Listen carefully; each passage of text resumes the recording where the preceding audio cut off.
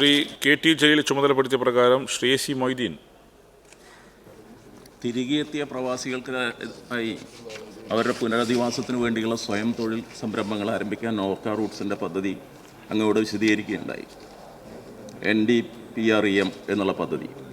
ഇതിൻ്റെ ഭാഗമായി സംരംഭങ്ങൾ ആരംഭിച്ചവരുടെ ആ സംരംഭങ്ങൾ ഒരു പ്രത്യേക ഘട്ടത്തിലെത്തുമ്പോൾ സാമ്പത്തിക പ്രയാസങ്ങൾ അനുഭവിക്കുന്നുണ്ട്. ആ പ്രയാസങ്ങൾ പരിഹരിക്കുന്നതിന് വേണ്ടിയുള്ള ഇടപെടലുകൾ നടത്തുമോ, അതിനെക്കുറിച്ചുള്ള വല്ല പരിശോധനയും നടത്തിയിട്ടുണ്ടോ? സാമ്പത്തികമായി ബാങ്കുകൾ തുടർന്ന് വർക്കിംഗ് ക്യാപിറ്റൽ നൽകുന്ന ഉൾപ്പെടെയുള്ള പ്രശ്നങ്ങളാണ് സാർ അവർ അഭിമുഖീകരിക്കുന്നത്. അതിന് പരിഹാരം കാണാൻ ശ്രമിക്കുക. സർ, ഇത്തരം കാര്യങ്ങളിൽ സാധാരണഗതിയിൽ സഹായങ്ങൾ നൽകി വരുന്നുണ്ട്.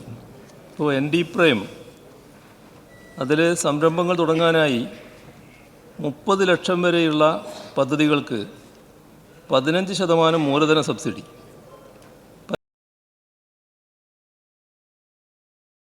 10% പലിശ സബ്സിഡിയും ഈ പദ്ധതി മുഖേന നൽകുന്നുണ്ട്. 19 ബാങ്കിംഗ് ധനകാര്യ സ്ഥാപനങ്ങളുടെ സംസ്ഥാനത്തെ 7000-ലധികം ശാഖകൾ വഴി സേവനം ലഭിക്കുമെന്നാണ് പ്രത്യേകത.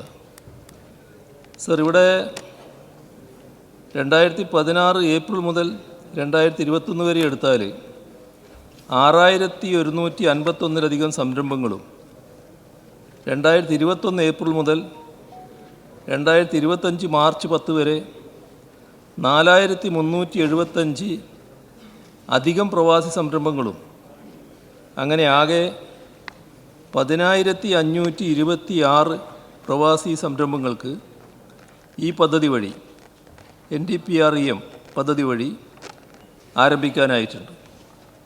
ഇതിലൂടെ മൂലധന സബ്സിഡി ഇനത്തിൽ 90,31,00,000 രൂപയും പലിശ സബ്സിഡി ഇനത്തിൽ 16,06,00,000 രൂപയും വിനിയോഗിച്ചിട്ടുണ്ട്.